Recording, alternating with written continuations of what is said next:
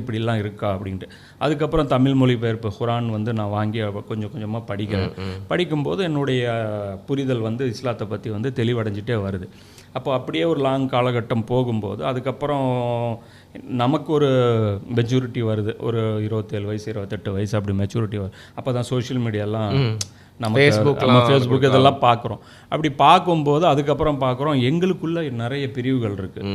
ஷியா சன்னி ஒரு மேஜர் பிரிவு இருக்குது. அதில் ஷியாவில் எடுத்திங்கன்னா அதில் ஒரு 10-12 பிரிவு, அதுக்குள்ளே சப்டிவிஷன் நிறைய இருக்குது. இப்போ கிறிஸ்டியானிட்டியில் இருக்கு இல்லையா, நீங்கள் வந்து கேத்தலிக்கு ப்ரோட்டஸ்டன்ட்னு சொல்லலாம். அதுக்குள்ளே ப்ரோட்டஸ்டன்ட்டுக்குள்ளே போனீங்கன்னா பெந்தகோஸ்து அது இது யெகோவா விட்னஸ் அப்படின்னு போயிட்டே இருக்கும். அது மாதிரி இங்கேயும் பார்த்தீங்கன்னா ஷியா சன்னின்னு இருந்தாலும் சன்னி பிரிவுக்குள்ளே எடுத்திங்கன்னா தேவ்பந்தி, பரேல்வி, அஹ்லே ஹதீஸு, இது மாதிரி தப்லீக் ஜமாத். இவங்க அந்த நீங்கள் சொல்கிறலாம் அந்த தமிழ் முஸ்லீம் கேட்டகரியில் வருவாங்களா எப்படி சார்? எல்லா நான் தமிழ்லேயும் இவங்க இருப்பாங்க, அவங்க எல்லா லாங்குவேஜ்லேயும் இருப்பாங்க. ஓகே, அதாவது அவங்க அங்கே லோக்கலில் என்ன லாங்குவேஜ் இருக்கோ அந்த லாங்குவேஜ் பேசுவாங்க. மற்றபடி இந்த டிவிஷனில் ஏதோ ஒரு டிவிஷனுக்குள்ளே தான் அவங்க இருப்பாங்க. ஓகே, நீங்கள் ஒரு தமிழ் முஸ்லீமில் பார்த்தீங்கன்னா இங்கேயும் வந்து தேவ்பந்தி இருப்பார். ஒரு மலையாளம் முஸ்லீமில் போனீங்கன்னா அங்கேயும் வந்து தேவ்பந்தி இருப்பார். பரேல்வி முஸ்லீம் ஒவ்வொருத்தருக்கும் ஐடியாலஜி வந்து பார்த்திங்கன்னா கொஞ்சம் கொஞ்சம் டிஃப்ரெண்ட் இருக்கும். ஆனால் காமனாக எல்லாரும் குரானை நம்புவாங்க, காமனாக எல்லாரும் ப்ராஃபட் முகமதை தான் நம்புவாங்க. அதே மாதிரி காமனாக எல்லாரும் அவருடைய இந்த ஹதீஸ் போதனைகள் தான், அந்த போதனைகள் புகாரி முஸ்லீம்னு சொல்லக்கூடிய அந்த மேஜர் ஒரு 6 ஸ்கிரிப்சர்ஸ் இருக்குது, அதை வந்து அவங்க நம்புவாங்க. அப்போ ஆனால் இந்த காமனாக இவங்க இருந்தாலும் ஆனால் ஒருத்தர் அவங்க எப்படி பார்ப்பாங்க அப்படின்னா, இவன் பின்னாடி அவன் நின்று தொழுவ மாட்டான், ஓகே, அவன் பின்னாடி இவன் நின்று தொழுவ மாட்டாங்க. இந்த அடக்க ஸ்தலத்தில் அவங்களுடைய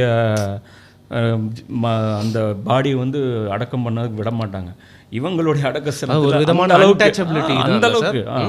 அந்த அளவுக்கு பார்த்திங்கன்னா இவங்க வெஞ்சன்ஸ். இது ஏன் நடக்குது அப்படிங்கிறது வந்து பார்த்திங்கன்னா நம்ம வந்து இந்த காலகட்டத்தில் அந்த 2015-16 அந்த காலகட்டத்தில் நம்ம யோசிக்கிறோம். அப்போ யோசிக்கும் போது இந்த பிரிவினைகள் இதெல்லாம் வந்து தப்பாக இருக்குது. அப்போ அது எங்கே இவங்க டைவெர்ட் ஆகுறாங்க, எதனால் ஆகுறாங்க அப்படின்னு யோசிக்கும்போது தான் நம்ம வந்து சூப்பர் முஸ்லீம்ங்கிற அந்த சேனல். ஏன்னா இவங்கெல்லாம் ஒரு ஒரு ஒரு பெரிய இன்ஸ்டியூட்டு கீழே இவங்க ரன் பண்ணுறாங்க. ஒரு மஸ்ஜித் இருக்குன்னா அதுக்கு மேலே ஒரு கமிட்டி இருக்கும்.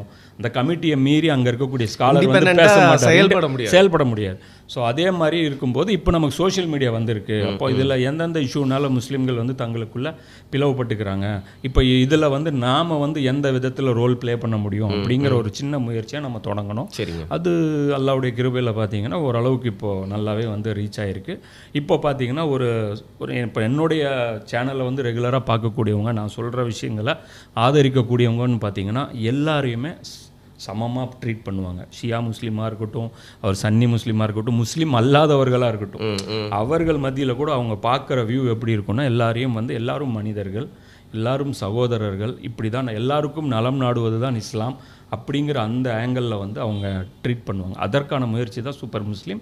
அது தொடர்ந்து செஞ்சிட்ருக்கோம். அதோடைய ஒரு பகுதியாக தான்.